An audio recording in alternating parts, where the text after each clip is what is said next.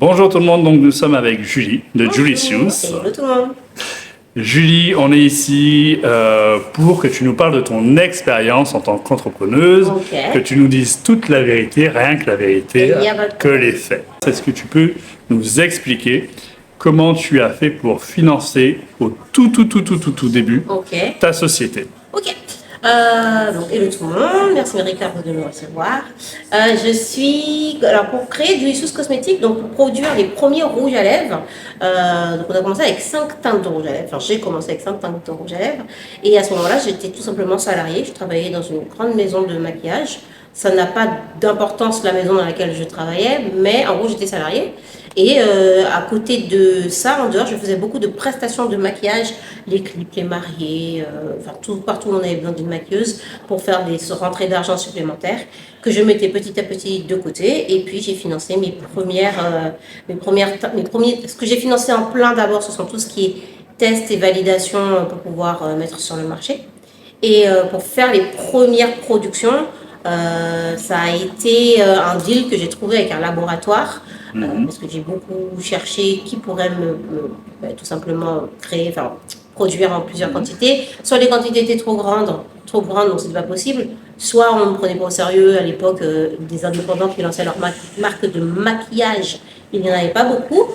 Et du coup, c'est au Canada que j'ai trouvé un labo qui m'a fait confiance et il a produit et j'ai payé au compte-gouttes mes produits que je recevais à chaque fois. Petit à petit. Alors, comment tu as eu l'idée de cette société, peut-être avec ton parcours académique, tu vas nous dire ça, et surtout, finalement, qu'est-ce qui fait justement la différence entre toi, qui se voit fermer les portes, qu'on ne te prend pas au sérieux, et qui va au Canada, en tout cas qui cherche une entreprise au Canada. Comment tu t'es dit, je prends pas ombrage, mais je continue et je vais jusqu'au Canada chercher ma réponse, quoi. Et oui. Je pense que c'est dans mon parcours, je suis très vite tombée amoureuse de tout ce qui est produit de bien-être, surtout le parfum. J'ai commencé avec le parfum, j'ai grandi à côté et avec du coup mon grand-père et ma grand-mère. Mon grand-père, lui, était déjà dans le soin. On lui emmenait les petits bébés qui venaient de naître pour faire les mouvements, les personnes qui avaient des douleurs, etc. Et ma grand-mère, elle utilisait tout ce qui était dans son jardin pour faire les shampoings, les crèmes. Tu avais mal au ventre, tu avais le moindre mot, tout était dans son jardin. Et donc, et j'ai une maman infirmière, donc j'ai été élevée avec des gens qui prenaient soin des autres. Et du coup, tout ce qui était autour de la beauté, au début, je voulais être vétérinaire, je voulais prendre soin des petits chats, des petits chiens. Ça s'est vite arrêté lorsque j'ai vu un vétérinaire prendre soin de ma vache. Là, j'ai dit non. Et du coup, je suis très sensible aux odeurs. J'ai découvert un jour le métier de nez. Je me suis dit, ah, mais ça c'est génial, c'est ce que je veux faire. Donc, je me suis lancée dans une filiale S. Quand on est en terminale, on doit choisir première S, terminale S, des choses comme ça. Dans le but de faire ça. Et en cours de route, j'ai découvert tout ce qui était les produits de beauté, les soins, le maquillage, toutes ces choses-là. Et après une licence de chimie, je suis repartie en BTS esthétique pour pouvoir prendre soin des gens encore plus avec ces produits et je voulais voir que j'avais un impact sur les gens. Donc en étant en labo, c'est chouette, je faisais ce que j'aimais, mais je ne voyais pas les gens. Alors que quand tu as un institut, tu vois les gens, tu leur fais du bien, et il y a un service, il y a une satisfaction immédiate que j'en cherchais. Donc c'est parti sur ça. Et c'est à la fois pendant les cours de BTS esthétique, le fait qu'il n'y avait pas ma teinte pour le cours de mise en beauté, pourtant j'étais sur une école sur les champs qui coûtait une fortune. À la fois le côté où je vivais autant en Guadeloupe qu'à Paris, parce que du coup j'avais une famille, j'ai vécu une partie en Guadeloupe, une partie à Paris, sauf que c'est comme si c'était deux mondes différents. À Paris on te dit les paillettes sur les yeux c'est vulgaire, alors qu'en Guadeloupe on fait ça, c'est joli, pour le carnaval c'est beau, on met le beau rouge à lèvres rouge. À Paris le rouge à lèvres rouge c'est trop. Et j'aimais pas ce côté où les deux mondes n'allaient pas ensemble, et surtout pourquoi les mêmes codes là n'étaient pas bons et là étaient bons, et moi je voulais non, que chacun fasse ce qu'il a envie. Les magazines nous disaient soyez très discrets, mettez peu de blush, peu de ceci, peu de cela. Et moi je disais mais si j'ai envie aujourd'hui d'en mettre beaucoup, ça ne change pas la personne que je suis. Et c'est comme ça que je me suis dit un jour je vais créer ma propre marque. Et dernier élément qui a encore plus boosté la chose, c'est le manquement du marché. Quand on pouvait voir que trouver ma teinte, par exemple, c'était une catastrophe, alors qu'il suffisait d'aller à Londres on pouvait trouver dans la même marque toute la gamme, alors qu'à Paris, c'était réduit aux teintes du milieu. Et les teintes les plus claires aussi ne trouvaient pas. Et je me suis dit non, on va changer ça. Donc c'est comme ça que j'ai décidé de faire ma marque de maquillage. Et pour le labo, tout simplement j'ai appelé les labos. C'est vraiment le plus simplement possible, sans réfléchir que ça c'était le labo de telle grande marque qui produisait par exemple une couleur. La première fois que j'ai appelé, on m'a dit une couleur c'est 30 000 unités. Donc par exemple, un rouge à lèvres rouge, il fallait produire 30 000 pièces. Je savais même pas si j'allais le vendre, j'allais pas faire 30 000 pièces. Et tous les labos c'était comme ça à l'époque, beaucoup. Puis les labos en France? Ouais, tout ce que j'ai appelé en tout cas en France. Puis j'ai continué à faire des recherches. Il y a des salons professionnels où il y a tous les labos qui se retrouvent. Donc je suis allée là-bas, j'ai discuté et de fil en aiguille, je suis tombée sur un labo qui était francophone mais qui était du coup au Canada. J'ai appelé et là, hop, bon, ça a marché. Donc j'ai dû les séduire un peu, leur présenter le projet, etc. Ils ont dit mais c'est qui cette petite un peu folle? Allez, on la suit et voilà. Super. Donc c'est ton âge finalement en fait qui a bloqué parce que si tu avais 40 ans que tu aurais présenté le même projet, ça serait passé mieux. En fait, je sais peut-être, mais à l'époque en fait, alors maintenant aujourd'hui que chacun crée sa marque de soins, de sérum, de produits capillaires, c'est un peu plus facile et plus accessible, mais à l'époque c'était pas du tout ça. Alors quand tu dis à l'époque, c'est quelle année? Ça fait, on est au moins 18 ans. J'ai quel âge? Oui, quelque chose comme entre 15 et 18 ans. À cette époque, on est en 2006, 7, ah oui, 6, 7, 8, tu vois. Ouais. Donc, c'est vraiment un moment où la beauté, c'est les grandes maisons dont on connaît les noms, LVMH, Chanel, L'Oréal, etc., qui ont le monopole. On ne parle pas encore de digital, on ne parle pas de marque digitale, on ne parle pas d'indie brand, de marque indépendante, on ne parle pas encore de tout ça. Donc, forcément, les labos étaient à la taille de ces marques-là et de ces maisons-là. Maintenant, aujourd'hui, c'est beaucoup. Tu appelles n'importe quel labo, ils vont pouvoir réussir à te faire des quantités à partir de 1000 pièces, parce que du coup, il y a de plus en plus d'indépendants qui ne peuvent pas faire forcément de grandes quantités. Donc, est-ce que si j'avais 40 ans et que j'avais le même projet, je pense que le montant minimal aurait été le même pour le labo. C'était plus une question d'argent. La différence, là, aurait été peut-être d'aller chercher un prêt. Chose que j'avais pas du tout en tête à ce moment-là. Je voulais faire ça. J'étais pas pressée, j'avais pas de course, pas de concurrent. Enfin, quand j'ai pas de concurrent, je faisais mon petit truc vraiment pour le plaisir et pour mes abonnés à ce moment-là. Donc, j'étais pas dans une rivalité du marché, veille concurrentielle, pas du tout. Donc, j'étais pas pressée, donc j'ai fait ça petit à petit comme ça. Ok, super. Donc, tu es parti effectivement au Canada. Tu as réussi à faire produire, donc tu reçois tes premiers échantillons. Qu'est-ce qui se passe? C'est la folie.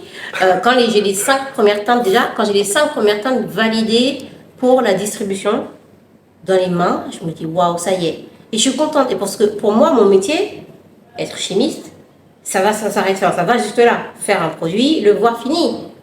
Maintenant, le côté BTS esthétique fait que tu veux voir les gens l'utiliser. Et là, je me dis, attends, mais c'est cool, mais comment je le vends en fait? Je suis pas commerciale, je suis très mauvaise à vendre mes propres produits.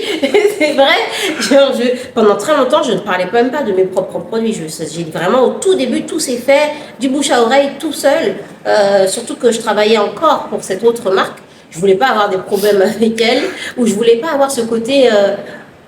elle se la raconte, elle parle que de son truc et tout. Au début, j'avais ça. Donc, j'ai vu que j'ai mis du temps. Et c'est vraiment que très récemment que je commence moi-même à parler de mes produits, etc. Et donc, il fallait quand même que je puisse les vendre, en tout cas les proposer. J'ai créé un site tout bidon, un site Wix que tu fais toi-même, des photos que j'ai fait à l'iPhone sur la table basse. J'ai connecté PayPal une fois que ça a marché. J'ai dit aux gens sur mon Instagram, hello! Écoutez, j'ai créé 5 rouges à lèvres. Si vous voulez, le site sera en ligne tel jour à midi. Et tel jour à midi, j'ai ouvert et le soir même, j'étais sold out. Sur combien d'unités? 1000 pièces de chaque. 1000 pièces de chaque. Ouais. Donc 5000 pièces sold out en une journée. En après-midi, puisque j'avais ouvert à midi. En une après-midi. Ouais, ah oui. du coup. Impressionnant. La folie. Donc finalement, la leçon que tu devrais retenir, ce serait quoi, ne serait-ce que de ce petit épisode? Mais que des fois, il ne faut pas trop réfléchir, il faut vraiment y aller à l'instant de ce qu'on a envie. Tu as envie de quelque chose, tu y vas, tu le fais, ça marche pas. Des fois, il ne faut pas trop chercher à... Par exemple, si je m'étais pris la tête avec le site, ouais, je me fais un site super beau, payer pour faire un site, j'aurais peut-être pas encore ouvert à ce moment-là. Il y a des choses après forcément que tu calcules. Par exemple, pour le site, quand tu prends l'abonnement, on te dit que c'était 12,50 € l'abonnement au début. Mais dans les petites lignes, on t'explique que c'est pour un certain nombre de visites par mois. Moi, j'étais pas, pas que je savais pas ce que ça voulait dire, mais ça c'est pas encore palpable tant que tu n'y es pas confronté. Et quand, au bout de 15 jours, ils ont fermé mon site parce que j'ai fait un hors forfait. Donc de 12,50 €, on m'a Alors, demandé une forfait facture dû au plus grand nombre de connexions. Et à ce moment-là, moi, j'ai pas calculé ça. C'est-à-dire que des 12,50 € que je dois payer, je reçois une facture de 800 €. Et j'ai mais et en fait, on t'explique, non, vous avez eu tant de visites qui a dépassé. Donc, tu as explosé ton forfait du site internet. Est-ce donc, que tu t'y attendais? Tu avais des chiffres en tête ou c'est une surprise pour toi? Mais pas du tout. Comme je te dis, moi, à la base, j'ai fait mon petit rouge à lèvres. Je me suis dit, il va y avoir. Je me suis même rien dit. Je pensais que je me suis dit, oh, les gens vont acheter ou les gens vont pas acheter. Je sais que moi, je voulais proposer 5 teintes d'or de lèvres. Je l'ai fait. J'ai mis en ligne pour ceux qui auraient voulu. Et voilà. Et après, il y a eu des ventes. À tel point que quand on s'est vendu, j'étais là, mais attends, il faut que je leur envoie aux gens. Comment je fais? Alors, moi, je suis partie acheter des enveloppes. Au début, je mettais un mot à tout le monde sur une petite carte. Je mettais un seau à la cire avec je faisais trop bien, des petits paquets, tout machin, petite odeur de lavande, des bonbons, tout ce que tu veux. Dans les Sur 5000 paquets quand même, hein? Ah, et encore, j'ai fait ça pendant des années. Oui. Parce qu'au bout d'un moment, au moment où j'ai voulu arrêter de mettre les petits mots parce qu'on avait beaucoup de commandes, les gens, c'est ce qu'ils mettaient le plus. Ils ouvraient leur colis sur les réseaux. Et c'est surtout le petit mot qui gardait et qui montrait et tout. Donc, je me suis dit, si j'arrête de le mettre, certaines qui disaient, moi, j'ai pas eu de mots, c'est pas normal et tout. Je dis, ok, bon, donc voilà. Mais non, je m'attendais pas à des chiffres ou pas. Mon objectif, c'était de créer quelque chose et de le mettre à disposition. Et puis, c'est ce que j'ai fait. Super. Voilà. Est-ce que du coup, toi, tu as pu finalement pleinement mesurer l'impact des réseaux sociaux? Parce que c'est un peu grâce à ta communauté que...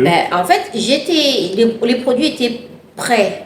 La formulation des produits était prête avant que je ne sois sur les réseaux, mais j'avais le fait que je travaille chez Mac, donc je parlais avec des clients tous les jours. Je leur disais rendez-vous sur Facebook ou sur Instagram. Le YouTube, c'était au début, mais c'est vrai que les réseaux sociaux ont pleinement... En fait, ce qui est bien, c'est que les réseaux sociaux ont permis à toute cette clientèle de voir la naissance d'un projet, de la suivre, de s'investir et forcément de vouloir y adhérer. Donc oui, j'ai vu l'impact qu'avaient les réseaux sociaux depuis le début, mais je parle vraiment, c'était le début avant même qu'il y ait de la monétisation, des ads, des choses comme ça. C'est vraiment tout début d'Internet. Enfin, d'Internet, des réseaux sociaux. C'est ça, super. Donc, tu as cartonné dès le début. Mm-hmm. Comment tu as fait pour structurer? Parce que j'ai beaucoup de clients qui me disent, Monsieur René, j'ai du mal à me structurer. Ouais. Je suis moi-même surpris par justement ma propre réussite. Ouais. Je n'y arrive pas. Je suis la tête dans les cartons, dans la livraison. Je prends ma voiture, je livre. Et finalement, je ne produis plus. C'est comme ça. Alors ça m'a fait ça pendant longtemps. Voir que c'est du succès, on s'en rend pas compte. Enfin, moi, en tout cas, je m'en rends pas compte tout de suite. Je vois que ça se vend, je vends. T'es dedans, en fait. T'es content de juste que les choses arrivent, ne pas être en manque de stock. Et c'est quand tu commences à vouloir aller faire un petit peu plus.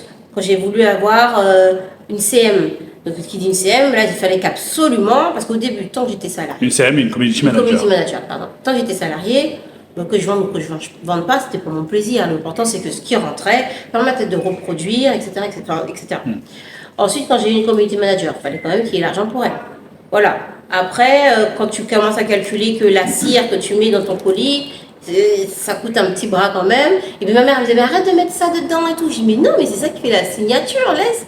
Mais finalement, quand tu calcules, tu dis, ah oui, quand même, le petit mot, le petit carton, est-ce qu'on peut pas tout simplement mettre le mot sur la feuille? Enfin, tu vois, c'est des petites dépenses que tu calcules après. Mais être dans le guidon, c'est plus l'expérience de passer de j'ai une idée, j'ai un projet qui devient un business, qui te fait de toi un solopreneur, un entrepreneur, et de passer à chef d'entreprise, c'est juste l'expérience qui te fait grandir comme ça.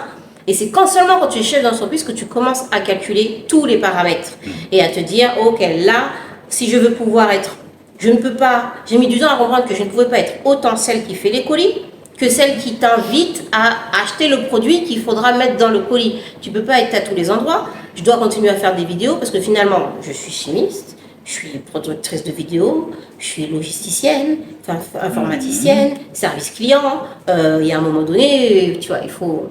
Donc après, j'ai commencé à prendre une community manager et avec la community manager, on a pris un autre angle dans le sens où on a pu faire ce qui était beaucoup plus créatif, vraiment créer une identité de marque parce que j'avais plus de temps pour vraiment faire naître une identité de marque et véhiculer le message que je voulais véhiculer. Et après, c'est petit à petit, tu comprends. Quand elle-même, elle te dit, OK, là, c'est super cool, j'ai fait ça, ça, ça, ça. Mais moi aussi, il me faudrait de l'aide pour toute la partie com. Donc, tu commences à te dire, OK, je prends une alternante. Pour l'autre partie carton, tu te dis, ah bon, il faudrait peut-être quelqu'un qui fasse les colis. Donc, toi, c'est à ce moment-là que tu commences à te dire, OK, pour pouvoir aller au bout de ton idée, tu peux pas t'arrêter qu'au step 1. Et encore plus quand on a commencé à être approché par tout ce qui est distributeur. Au début, je calculais aucun distributeur. Enfin, tous ceux qui sont tu vendais en direct via ton site internet uniquement. Mais quand j'ai calculé, c'est pas que je voulais pas, c'est que on était suffisamment occupés que je me disais bon, il faudra vendre là-bas et tout, etc., etc. Et il y a beaucoup de gens qui sont venus nous voir, ils ont dû dire Julie. Des distributeurs nationaux ou des indépendants, des indépendants, des nationaux, des chaînes, des box. J'ai une amie justement qui à l'époque travaillait dans une box. C'était pas encore mon amie. Et en fait, un jour, elle m'a dit, ouais, mais on t'avait écrit à l'époque, je calculais, et j'ai aucune box, je calculais, aucun aucune personne. Mais pas parce que je voulais pas, parce qu'on était dans notre truc. La tête dans le guidon. Dans la tête dans le guidon. Et puis après, quand on a les gros distributeurs, les grandes chaînes qui sont venues, genre Nocibé, Beauty Success, Sephora, on s'est dit, bon, quand même, on va leur répondre. Et là, c'est encore autre chose, une autre structuration, une autre manière de travailler. Quand ils comprennent, ils disent, mais vous êtes combien? Parce que moi, je peux dire toujours un. En fait, on est deux, dont une à distance, puisqu'elle habitait à Dijon et moi, j'étais à Paris. On se voyait que quand elle venait pour des events et on travaillait comme ça et très très bien. Ils disaient, on dirait que ce que vous faites et tout, on dirait que vous êtes... Ah ben non. Quand même, les autres marques m'écrivaient, les autres groupes, félicitations, on a vu ton event, ton ceci, ton cela. Vous êtes combien? Ben, on est un, on est deux, voilà. Donc non, c'est fou, c'est bien. C'est bien. Je vais revenir justement sur la partie, entre guillemets, début de management, où tu investis dans une community manager et tu investis dans une alternante. Comment tu fais justement pour passer ce step? Donc, c'est les ventes via ton site qui permet finalement de financer tout ça. Exactement. Ce sont les ventes. En fait, je n'ai à ce moment-là, jusqu'à très très tard, jusqu'à au moins... le Covid est arrivé il y a tant d'années, jusqu'à au moins les 5-6 ans, je n'ai pas cherché... Allez, dans les 4-5 ans, je n'ai pas cherché à injecter de l'argent, puisque tout se faisait tout seul. Comme ça roulait tout seul. Si j'avais vraiment fallait mettre des sous, c'était moi, par exemple, ce jour-là, il manquait un peu de timbre. J'avais l'espèce d'acheter. Enfin, tu vois, c'était pas de l'argent autre. C'est vraiment quand on a voulu. Alors, attends, je réponds d'abord à ta question. C'est donc ça qui finançait donc, au début ma CM, qui n'était pas salariée. Au début, on a commencé en indépendant. Ouais. Et après, au fur et à mesure, elle est restée 2 ans indépendante et après, on est passé en CDI. Je te laisse. Super. Je suis en train de résister, on va éternuer. Vas-y, tu vas couper. Non, ben, ça va pas. Je me suis arrêté. Okay. Ça va reprendre un autre moment. Super, effectivement. Comment justement tu as appréhendé cette partie, entre guillemets, management au début, parce que même si la personne est indépendante, c'est quand même toi qui dois lui donner des directions, des directives, lui dire ça c'est bien, ça c'est pas bien. Pareil avec l'alternante. En tant que femme guadeloupéenne, c'était quoi ton état d'esprit? En fait, surtout quand moi-même j'ai décidé de travailler avec quelqu'un dans une équipe, j'avais déjà mon background de quand moi j'étais salariée, de ce que je ne voulais plus quand j'étais salariée, de ce que j'aurais aimé que mon patron il me dise ou me dise pas. Et c'est un peu l'une des choses qui a motivé à ce qui est la marque, parce que j'avais donné par exemple une bonne idée à l'entreprise dans laquelle je travaillais.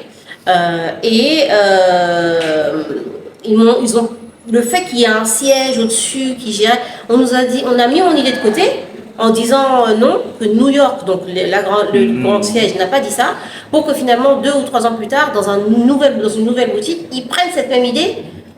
Je trouvais ça nul. En gros, pourquoi parce qu'on est petit dans l'échelle de la grande boîte, on ne nous écoute pas. Et moi, je me suis toujours promis que tous les collaborateurs auraient leur voix dans ce que je ferais. Et du coup, la seule chose que je savais, c'est qu'il fallait, que je la respecte, que je respecte ses horaires, sa vie. Parce que quand tu es salarié, on aurait dit que la personne qui t'embauche veut que tu oublies que tu as une vie, que tu as une santé, que tu as quoi que ce soit, et que tu sois perdu à 100% dans son business. L'entrepreneur, c'est normal, c'est son bébé, et encore, il ne devrait même pas le voir comme ça, c'est normal qu'il s'y mette corps et âme. Mais tu ne peux pas attendre ça de quelqu'un qui travaille avec toi. La personne, elle a aussi sa vie. Tu n'es qu'un bout de sa vie. Et donc, je savais juste qu'il fallait que je garde ça en tête. Et on a travaillé ensemble, non pas comme moi, je suis ta chef, mais comme on va avancer ensemble parce que elle a adhéré tout de suite à mon projet, elle a adhéré tout de suite à la marque. En plus, ma chance, c'est qu'on s'entendait très très bien au point que on aurait dit que mon cerveau s'était dupliqué chez elle. Donc parfois, j'avais pas besoin de parler ou autre, mais j'avais quand même à cœur d'être le plus explicite possible pour que les choses soient faites comme il fallait et qu'elle soit aussi à l'aise et libre de pouvoir venir me dire là Julie on a visé ça, malheureusement sur ça moi je pouvais pas, ou je pense qu'il nous faudrait ci, ou je pense qu'il nous faudrait ça. Et surtout dès que je l'ai pu, j'ai donné la voix à tout le monde. Par exemple, une fois par an, tout le monde avait le droit de me soumettre une idée de produit, une idée de collection.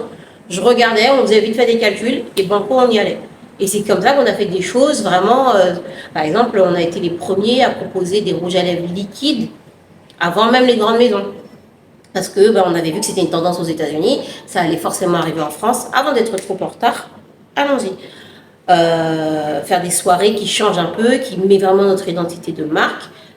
C'est parce qu'on s'est écouté nous, parce que ça nous avait kiffé, et qu'on s'est dit, allons-y, tu vois. Et voilà. Super. Et l'alternant, par contre, oui. Alors j'ai eu des soucis avec les alternants parce que finalement, c'est pas le contrat qui définit la motivation d'une personne, mais parfois certains contrats font que les personnes vont se sentir trop à l'aise. Des fois, il y a des voies de garage. Certains contrats te mettent dans une voie de garage qui fait que, par exemple, un alternant, il sait qu'il est en alternance, ça dure 1 an, il doit être payé, qu'il bosse ou qu'il ne bosse pas. Donc, des fois, si en fait, il n'a pas la motivation, il va juste venir et... Sauf que ça marche dans une grande boîte qui a plusieurs gens. Mais dans une boîte où on est 2 ou 3, chaque personne, sa tâche est importante. Donc, il va vite y avoir du conflit si tu penses venir te tourner les doigts chez moi, en fait. Et c'était un peu... L'alternance, c'était pendant l'époque du Covid. Ils se donnaient des tips sur TikTok sur comment arnaquer l'employeur, comment être sûr d'avoir, cumuler entre les arrêts maladie, les ceci et le cela. Bon, il m'a fait la misère. Et là, c'est là que tu te dis, mais en fait, ok, entreprendre, c'est super cool. Tu as un rêve, tu as une idée, une vision, tu veux aller quelque part, mais tu ne calcules pas forcément que tu vas devoir faire du babysitting. Je suis désolée de dire ça, mais en fait, tu dois quand même gérer de l'humain, les états d'âme, quand ça va pas bien. Déjà, ça serait bien seulement, mais ensuite, tu as les gens qui ont des caprices et qui vont essayer de t'entourlouper. Cet alternant que j'avais m'a envoyé l'inspection du travail en me disant que je ne le déclarais pas. Mais tu as un contrat avec ton école, il y a un OPCO qui a validé ton contrat, tu as une fiche de paye, tu reçois une paye, et même en plus, c'était pendant le Covid, il y avait une aide de l'État. Donc, pour que je puisse recevoir l'aide de l'État, il faut que je te déclare. Et l'État ne va pas donner ça comme ça, tu vois. Quand je dis aide, c'était eux qui donnaient le salaire et après, tu le reversais. Et quand les 2 dames de l'inspection du travail sont venues, elles-mêmes n'ont pas compris, tu vois. Elles ont déboulé, elles ont dit apparemment, ils disent que vous ne déclarez pas. Et puis elles ont voulu, elles ont. Voilà. Bon, donc pas déclarer vos employés, effectivement. C'est bizarre. Tout ce que tu nous racontes, donc ces histoires, c'est donc à Paris, c'est ça? Oui. C'est d'accord, c'est pas en Guadeloupe. Après, on peut pas dire que c'est pas en Guadeloupe, c'est pas... Ah, les alternants? Oui. Non, l'alternant était à Paris. Mais après, est-ce que mon métier, pour l'instant, n'a pas de géographie? C'est-à-dire que, comme je vous ai dit au début, ma community manager, elle habitait à Dijon. Et moi, j'étais à Paris. Parce qu'on vivait en digital. C'est du travail beaucoup en digital. Donc, non. Mais c'est pas des gens de Guadeloupe qui ont fait ça, vous inquiétez pas. Et justement, est-ce que là, tu es de retour en Guadeloupe, qu'est-ce que tu ambitionnes justement pour ta marque avec ce territoire? En fait, comme je dis, je n'ai jamais vu d'abord Paris, puis d'abord ensuite Guadeloupe, etc. C'est vraiment, la marque est née digitalement. On est une digital native brand. Donc en fait, on est sur Internet, on est partout.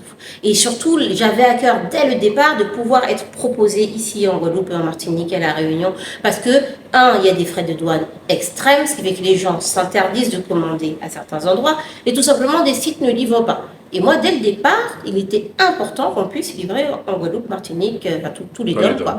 Et c'est ce que j'ai fait. Donc j'ai vraiment voulu inclure tout le monde qui avait la possibilité de se connecter au site et de livrer partout. Et ça, depuis bientôt 11 ans, quoi. D'accord. Donc, pour moi, il n'y a pas de différence. Juste, si c'est disponible à Paris, il faut que ce soit disponible. Si c'est disponible en physique à Paris, il faut que ce soit disponible en physique en Guadeloupe, en Martinique, etc., etc. Je vais tellement loin que, par exemple, on fait des events influenceurs. J'ai voulu à un moment pouvoir à chaque fois dupliquer les events influenceurs ici. Donc, ça ne s'est pas encore fait à la même mesure, mais là, dans les prochains mois, il y aura des events qui se feront en hexagone et qui vont se faire quelque part, alors peut-être pas et Guadeloupe et Martinique, mais de manière à ce qu'on ne se sente pas oublié et lésé, parce qu'effectivement, tout se trouve à Paris. Et c'est trop dommage. Il y a des potentiels partout et tout le monde mérite de connaître une bonne marque partout. Super. Du coup, tu cartonnes avec ton site internet, il y a les grosses enseignes qui viennent te voir. Tu acceptes pas, ça c'est la question. Comment ça se passe la négociation avec ces grandes enseignes et comment tu finances en fait pour produire? Ok, alors à ce moment-là, j'accepte pas, forcément on est super motivés à ce moment-là. Mais rappelez-vous qu'à ce moment-là, nous sommes deux. Tu es loin de douter, puisque comme je vous dis, on a une community manager, on a une chimiste, make-up artiste, voilà, mais je suis pas une commerciale, ni voilà, je suis pas dans le deal du commerce. Donc, ce qui fait que tu dois parler avec des gens qui font du commerce, dont c'est leur métier, qui font tout le temps, et toi, c'est pas ta sauce. Donc, au début, tu penses que, allez, c'est facile, une facture, t'achètes pas. Non, tu as des contrats, tu as la négociation, on te parle d'offres tarifaires, on te parle de choses que tu n'as pas l'habitude de faire, que tu essayes de faire à ta sauce. Ça passe pas. L'autre en face, il peut prendre son avantage quand tu sais pas. Et puis surtout, tu commences à voir toute la partie comptable, où on te demande, ben, écoute, fais voir tes bilans, toutes ces choses-là. Donc, c'est chose qu'on a voulu commencer à présenter. Et c'est là qu'on s'est rendu compte que j'avais un comptable très peu pointilleux, je vais dire ça comme ça, qui en fait mettait beaucoup de temps à nous donner les bilans. Et donc, ça nous avait fait perdre du temps avec les distributeurs. Donc, en fait, pourquoi ça ne fait pas du temps avec les distributeurs? Parce que là, tu commences à aller en banque, à vouloir demander, ben, écoutez, on va avoir ça, est-ce qu'on peut avoir soit une aide sur la trésorerie, soit un prêt, soit quelque chose. Ils te demandent forcément les bilans. Et là, tu vois que j'avais choisi un comptable qui choisissait super bien vos comptables. C'est important, parce qu'ils peuvent autant faire vivre votre société que la faire mourir. Et quand tu te rends compte que ton comptable, en fait, il n'a pas encore déposé le bilan, tu es un peu après lui, tu es là, alors, bon, il peut te faire perdre du temps. Donc, en gros, qu'est-ce qu'il faut retenir de cette partie-là? Quand c'est pas votre métier, trouvez des gens dont c'est le métier, mais qui le font bien et ayez un œil sur ce qu'ils font. Donc, il faut vraiment un bon comptable. Et pour tout ce qui est distribution, il faut un business développeur ou quelqu'un dont c'est le métier, un commercial qui sait dealer des contrats, négocier, prendre position. Et encore une fois, en plus, très important, tu es chef d'entreprise, tu peux pas être partout. Ça te perd en crédibilité. Tu peux pas être et le vendeur, et le créateur, et celui qui met en rayon, et celui qui va aller négocier tes prix. Tu peux pas être et le gentil et le méchant en même temps. Donc, il va falloir s'entourer de personnes dont c'est le métier, qui est des professionnels qui conseillent. La question qu'on va te poser, oui, mais comment je fais pour financer tout ça? Parce que prendre un commercial, ça a un coût, etc. Donc, est-ce que je dois attendre? Après, de nos jours, il y a plein de choses. Déjà, faites beaucoup de networking. Le business, c'est quelque chose de cruel et méchant, mais Dieu merci, on est des êtres humains qui avons quand même un cœur. Si vous avez une histoire, si vous avez une vraie ligne directive et que les choses sont posées, des fois, moi, je pense qu'il faut être sensiblement et cruellement honnête avec certaines personnes. Que ce soit le comptable, que ce soit peu importe. Moi, je ne peux pas te financer. Voilà, j'ai besoin de ceci, tel service. Je ne peux pas te payer tout de suite pour telle raison, mais je prévois de le faire dans telle raison. Soit la personne va essayer de te dire, ok, ben là, tu vas payer que 200 euros, puis tu paieras tant après. Soit la personne va te dire, ok, écoute, je saute avec toi. Et au moment où arrivera l'argent, on note et on fait ça. Ou alors, la personne va dire, ok, je t'aide, et quand il y a des résultats, moi je prends tel pourcentage des résultats. Faut pas essayer tout de suite. En fait, il faut faire la mayonnaise bien, mais il faut vraiment faire avec les cartes qu'on a. Et si la personne elle veut pas, ben, il y en a d'autres, tu trouveras forcément un autre. C'est peut-être un peu long, ça veut beaucoup d'efforts de networking, mais c'est mieux que d'essayer de dire oui, oui, oui, c'est bon, et d'être plus en difficulté, de se mettre des gens à dos qui vont plus continuer à t'aider, alors que tu aurais juste dit les choses dès le départ, tu aurais eu les mêmes conseils, le même service, et toi-même en respectant ce que tu dis, ben après tu rémunères ensuite. Il y a voilà, une manière d'essayer de moyenner tout ça. Après, il y a beaucoup d'aides. Surtout quand on crée son entreprise, faut pas oublier des petites choses qu'il ne faut pas oublier de faire dès le départ. Que ce soit l'ACRE dans les 3 premières années, que ce soit, il y a beaucoup de concours comme l'ADI ou Initiative, des organismes comme ça, qui peuvent aider à de la trésorerie dès le départ sur des entreprises qui viennent de naître. Donc, c'est des choses qu'il faut essayer de voir pour s'aider. Et puis, même les concours, toutes sortes de concours où tu peux candidater, payant ou pas payant, parfois tu peux gagner de l'accompagnement. Et ça, c'est super cool parce que du coup, tu as un an d'accompagnement, tu n'as pas à payer quelqu'un, mais tu as tout cet accompagnement qui peut être bien. Et il y a plein, encore une fois, tu as BPI, tu as plein d'organismes qui ont des professionnels à disposition, qui ont, si tu as une question, tu peux venir poser, etc. etc.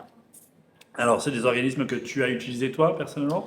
J'ai travaillé un peu avec l'ADI, oui, à un moment donné, pour financer. Eux, ils te financent à hauteur de 10 000 euros, si tu as en fonction du projet, bien sûr. Que tu peux avoir un prêt d'honneur, que tu n'as pas à rendre, enfin, que tu n'as pas de taux d'intérêt. Tu peux avoir, il y a plein de choses. J'ai essayé de candidater à tout ce qui est initiative, mais j'avais dépassé le temps des fois c'est entre les 0 et les 3 ans. J'avais déjà dépassé cette période-là. Il y a plein de choses entre les 0 et les 3 ans de boîte que j'ai raté, qu'il ne faut pas hésiter, même la région, surtout nous on est aux Antilles, la région Guadeloupe, il y a plein de choses où il faut candidater, que ce soit les chèques pour avoir de l'informatique, il y a plein de choses qu'il faut fouiller, poser des questions et faire du networking. Plus vous allez rencontrer des gens, plus vous allez rencontrer des entrepreneurs, vous allez aller dans les événements, les choses comme ça, vous allez discuter, dialoguer et tomber sur quelqu'un qui va te dire ah oui tiens il y a telle chose, moi j'ai fait ci, moi j'ai fait ça et ça peut vous aider. Super. Alors, on parlait effectivement de développement. À un moment donné, il en faut un petit peu plus que 10 000 euros pour se développer. Oui. Il faut forcément passer par l'étape banque. Est-ce que tu peux nous... Forcément, alors je sais pas si forcément il le faut, puisque comme je vous ai dit, pendant longtemps, la marque a vécu petit à petit. Je pense qu'il faut avoir des bons prix surtout d'abord. Qui dit bon prix, c'est qu'entre ce que tu vas payer ou fournir comme effort pour pouvoir vendre ton service ou ton produit, il faut que ce que tu gagnes à la fin te permette, de recommencer à soit reproduire, soit refaire ce que tu dois faire, et ensuite de mettre de côté pour soit acheter de la marchandise, de la logistique ou payer les gens, tu vois. Donc, si déjà à partir de ça, ton prix il est faux et que tu n'arrives pas à te faire une marge que tu peux utiliser correctement, là, on n'est pas bon. Donc, tu seras obligé de te dire, allez, je vais aller chercher la banque. Mais ça va revenir au même. Si la banque, elle t'aide, mais que tes prix ne sont pas bons, tu ne vas pas marger et tu vas être en perte, en fait. Donc, le plus important, c'est déjà bien calculer tes prix sans te mentir. Pas le prix que tu aimerais faire, le prix que la réalité te permet de faire. On adorerait tous pouvoir dire à nos clients, allez, on vous vend le meilleur des rouges à lèvres pour 2 euros. Non. Non, si ta matière première, tu la payes 5 euros, tu ne peux pas vendre 2 euros à quelqu'un. Donc, tu es obligé de calculer de manière à pouvoir faire tout ce que tu as à faire. Maintenant, les banques. Alors, les banques, c'est pas mes meilleurs copains. Non, pas forcément que ce ne sont pas mes meilleurs copains, mais entre le moment où tu vois les pubs qui disent, je sais pas, Martine avait un projet de vendre des lampes, elle est venue chez nous, on l'a financée et elle a créé 14 000 lampes. Ben, c'est pas comme ça en fait. Moi, je m'appelais pas Martine, je m'appelais Julie, j'ai été là-bas, on m'a pas fait faire des lampes comme ça. Donc c'est juste ça qui m'énerve un peu dans le système bancaire et tu comprends que finalement le système bancaire, on n'est pas tous à la même échelle. Que ce soit en fonction de qui est ton... Déjà rien que dans ta banque, quelle banque, où est ta banque, tu n'as pas forcément la même chance ou même facilité. Qui est ton conseiller, quel est son échelon dans la banque et le taux de confiance qu'il a avec toi, tu n'auras pas la même chose. Et là je trouve que c'est juste... c'est à la courte paille, tu vois. Si tu es un banquier de famille qui connaît toute ta famille sur 5 générations et qui a ouvert ton livret A et qui te connaît depuis que tu es bébé dans un petit village, ça va mieux passer que dans une grande ville où il y a plein de monde et tu n'es juste qu'un numéro de compte bancaire. Donc, voilà. Super.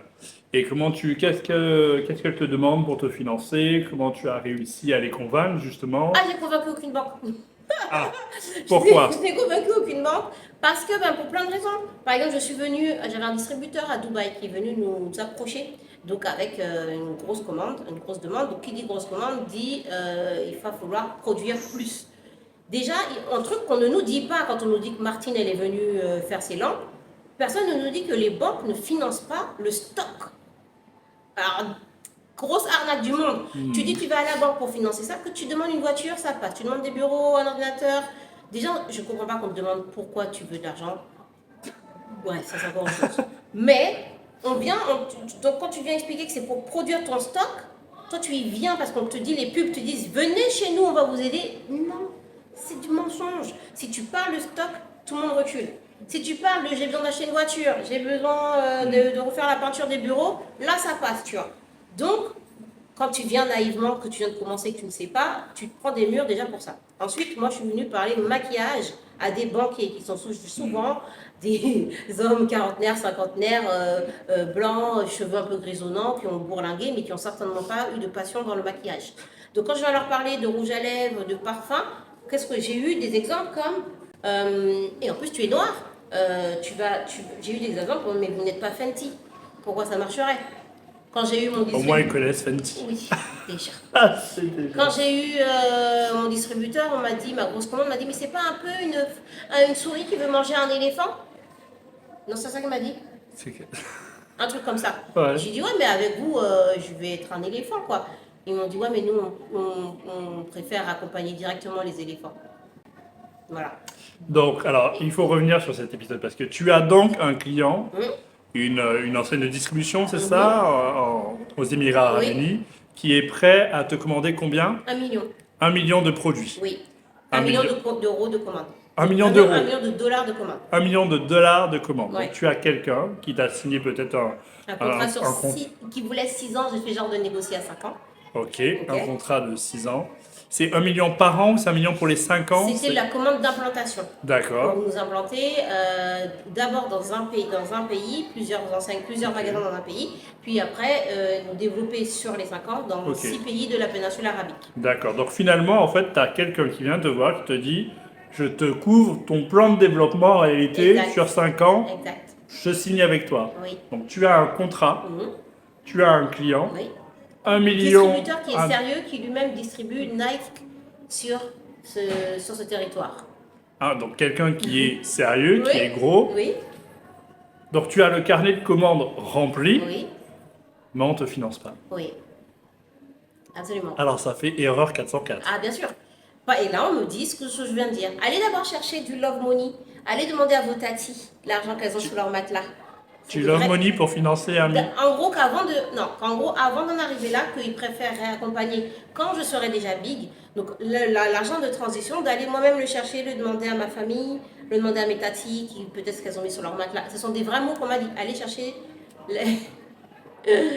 Mais on te prend pas au sérieux, on croit que tu mens, enfin je comprends pas. Certainement, ou alors on me demande est-ce qu'il n'y a que moi dans la boîte, en gros, où est l'adulte, il y a que, enfin, tu vois. Ou alors, et puis finalement, quand on a un petit peu avancé sur ce projet-là, ils ont déplacé une directrice d'une banque de Dubaï pour qu'elle puisse parler de ce client à la banque, la même enseigne en France, pour dire qu'ok, c'est bon, c'est carré, qu'ils vont trouver un deal. Ils ont dit ok, on va te prêter, sachant que sur les 1 million, je demandais 250 000 D'acompte? d'euros pour produire. Oui, d'acompte à ton. Je demandais à la banque de à la banque, faire un prêt d'accord, de pardon. 250 000. Ok. Donc ils m'ont dit ok, on va y aller, on va voir et tout. Il fallait l'autorisation de la personne de l'international, l'autorisation de la personne des pros, trop d'autorisation. Mais après, il fallait que je demande à mon client s'il était prêt à faire de la lettre documentaire. Ça veut dire quoi? Ça veut dire qu'à aucun moment, l'argent ne vient sur mon compte, au cas où je deviendrais folle et que j'irais acheter des sacs à main avec. Et que du coup, l'argent irait directement au labo, les labos produiraient, le produit irait chez le client. Quand le client a reçu, l'argent irait directement à la banque. Genre, à la banque, mais sur ton compte en banque. D'abord au banquier pour se rembourser et après on ferait en sorte, histoire que si Tu jamais... touches pas l'argent, c'est toi qui travailles mais tu touches pas l'argent. Que je ne prenne pas pour aller acheter des sacs à main, tu vois.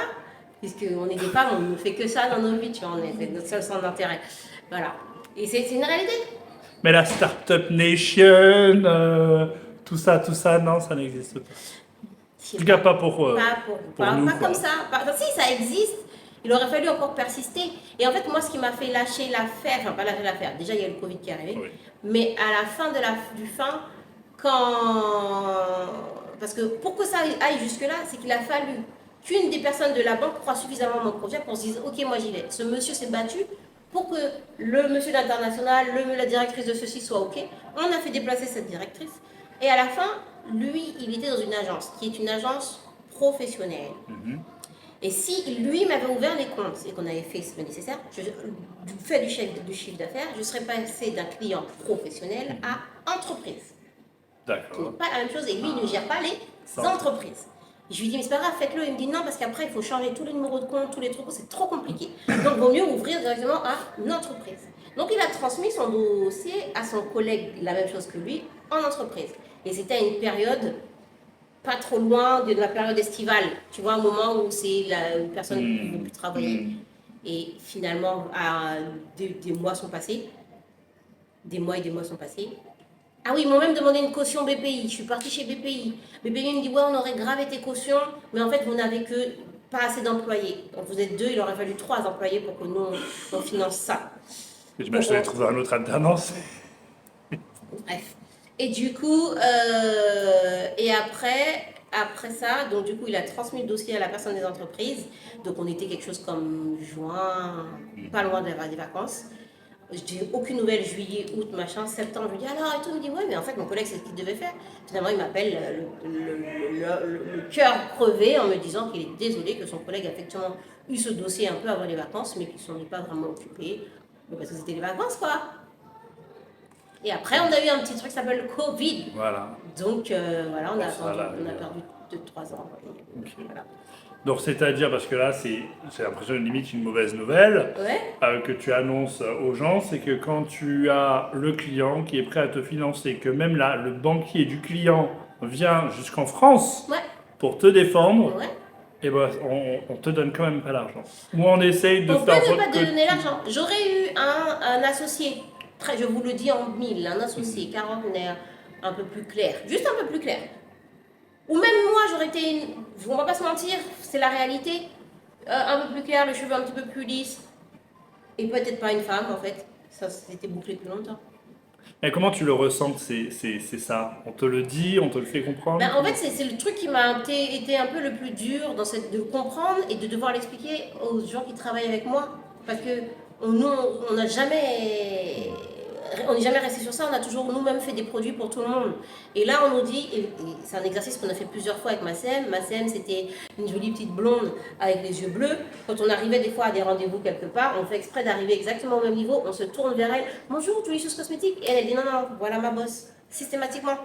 Pour eux, j'étais soit l'assistante, soit la. Voilà. Et quand elle-même a compris cette réalité, c'est horrible parce qu'ils perdent la motivation, ton équipe perd la motivation, mais tu peux pas toi aussi perdre la motivation parce qu'il faut continuer. Qu'est-ce que tu veux? C'est ainsi. Donc après, voilà, tu prends un peu, t'encaisses et puis tu te dis, bon, bah écoute, parfois, on va rebondir, on va trouver ailleurs. Il y a, le monde est grand. C'est ça. Et donc aujourd'hui, tu en es où avec ce contrat émiratif? Tu as réussi à le signer? Non, on l'a pas signé parce qu'après le Covid, ils ont changé leur manière aussi de procéder. Là où ils auraient payé toute la commande d'emblée, maintenant après, ils ne payaient plus, ils auraient payé à 90 jours, etc. etc. Ils ne prenaient plus la même quantité après le Covid, enfin voilà. Donc, Ok. c'est ça. Voilà. D'accord. Mais on s'est reculé pour mieux sauter, c'est pas grave. Et tu gardes la pêche. C'est fou. Non, je garde la pêche parce qu'on est obligé. Mais il y a eu des moments où tu rentres dans ton lit, tu dis, eh, vas-y, c'est bon, demain, je retourne travailler à Carrefour, c'est très bien, tu vois. Mais finalement, en fait, non, c'est sur le coup, c'est l'émotionnel, mais la réalité est que tant que tu crois à ton projet, tu y vas. Tu vas pleurer, tu vas t'énerver, tu vas manger plus de glace que nécessaire, mais après, si tu y crois et tu es obligé de le faire, personne ne va le faire à ta place. Donc il faudra bien, et surtout si c'est toi le chef d'entreprise, c'est toi qui vas emmener les autres. Donc que tu prennes la force et l'énergie de te reposer pour retrouver l'énergie de continuer à aller dans cette aventure. Super. Du coup, Julicius, aujourd'hui, en septembre 2024, Oui. ça pèse combien? Ça pèse des chiffres qu'on va pas dire. Non, très clairement, aujourd'hui, Dulicius, je vais pas donner les chiffres aujourd'hui. Je veux bien qu'on se promette de se refaire une interview dans quelques Super. temps, puisqu'on est en train de faire une opération en ce moment, Ok. qu'il faudra juste attendre le résultat de cette D'accord. opération super cool. Y a Si, pas de c'est souci. super cool. Et on aura encore un des beaux chiffres à dire, enfin peut-être pas forcément des beaux chiffres parce que c'est pas ce qu'on veut, mais des chiffres plus Parlant. parlants et des choses plus concrètes à faire. Donc, D'accord. on se retrouve dans une prochaine interview dans, je sais pas, peut-être 1 an ou 6 mois, ou 9 mois, on verra. Super. Voilà. Cette interview va bientôt toucher à sa fin. Ok. J'ai 2 questions pour toi. Oui, La question que j'adore. Demain, tu es présidente. oui. Présidente de la Président République. Oui. Oh my god. Ouh, ok. Présidente de la République. Attends, oui. Tu sens le poids des Ah oui, non, mais ça responsabilités. me fout. Non, non. Quelle serait ta mesure Oui. pour déverrouiller l'économie de la Guadeloupe et des DOM en général? Alors, je pense que si, alors peut-être pas président, parce qu'on sait très bien que le président, c'est pas lui qui décide à lui tout seul, mais si j'avais le poids de faire des décisions pour l'entrepreneuriat, je pense que la première chose qu'on devrait faire, c'est de diminuer les charges salariales. Parce qu'en diminuant, parce que tu peux pas me dire que tu embauches quelqu'un, je vais donner un chiffre. Tu payes la personne 1000 euros, en fait, tu payes 3000 euros. Donc, il y a quelque chose qui n'est pas intéressant. Ça veut dire que tu vas te limiter à embaucher des gens.